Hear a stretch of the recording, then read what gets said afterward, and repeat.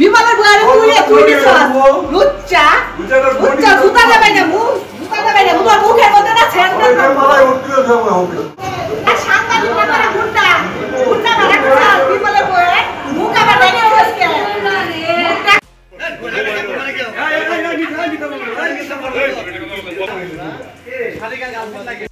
এই আপনি তো ভ্যানওয়ালা, এই যে মালগুলা যে নিচ্ছেন এই বাসায় ছিল মালগুলা জলি আশ্চর্যের মাল, এই মালগুলা আপনি কে পাঠাইয়া দিচ্ছে আর কে নিয়ে দিচ্ছে মালগুলা? এটা বাসার যে মালিক, হ্যাঁ সে মালিক আঙ্গুরে নিয়ে আইছে, আঙ্গুরে মালটা বাসা খালি করে দিবার গেছে, আমরা মাল তুলতে আসি। ও এটাই না, তাই নাকি? মালিকে নিয়ে আসছে, মালিকে মালগুলা উঠিয়ে দিচ্ছে বের করে। প্রিয় দর্শক, আপনারা দেখতে পাচ্ছেন যে এই ঘরেই ছিল আশ্চর্য ওই ভাড়াটিয়া।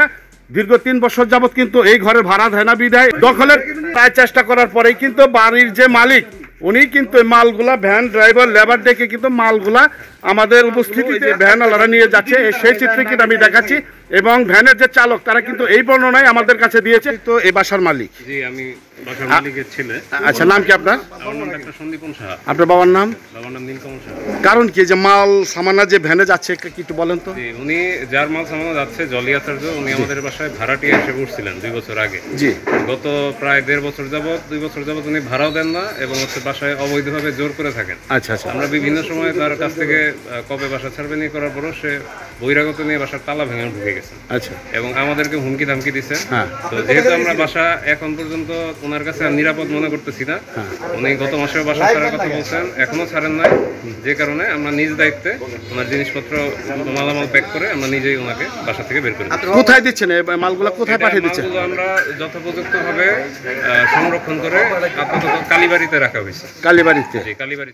আপনি সিজার লিস্ট করে দিয়েছেন? জি, সম্পূর্ণ লিস্ট করে দেওয়া আছে এবং আমাদের প্রতিবেশীদের সবাইকে সামনে রেখে এখন কি ভাড়াটার কাছ থেকে আপনি অবমুক্ত হইলেন নাকি?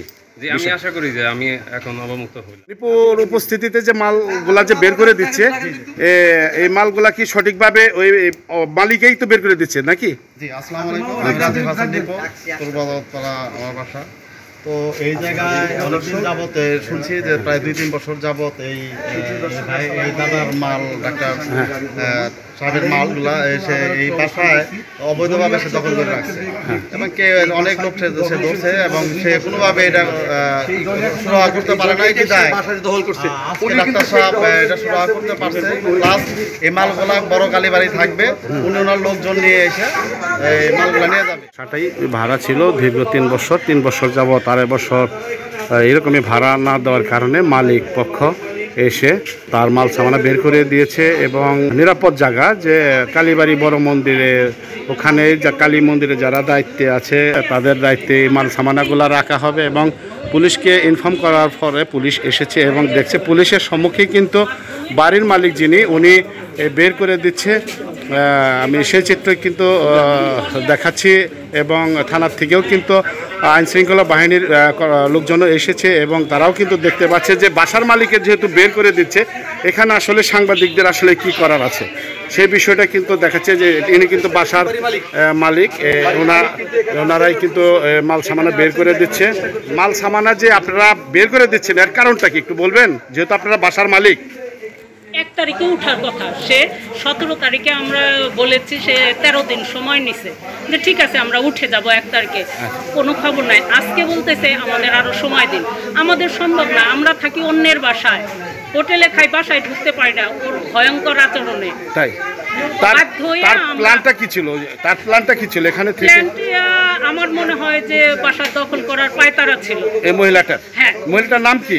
জলি আচার্য। জলি আচার্য। জি। তাই এখন তার মাল সামানা বের করে দিলাম পুলিশের উপস্থিতিতে, সাংবাদিকদের উপস্থিতিতে, এলাকাবাসীর উপস্থিতিতে বের করে দিলেন, তাই না? মাল সামানা কি আপনার সিজার লিস্ট করে নিয়েছেন এগুলা? Seizure list.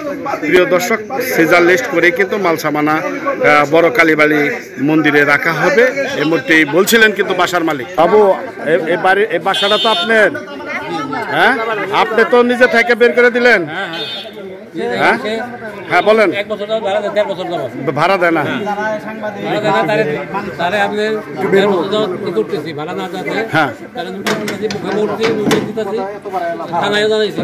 আচ্ছা, বাসা ছাড়তেছে না, তার উদ্দেশ্য কি ছিল? উদ্দেশ্য ছিল সে বাসা দখল করা, আমার মনে হয়। চিন্তা করছেন? দেখেন কি অবস্থা, আমি থানায় জানাইছি, পুরাই জানাইছি।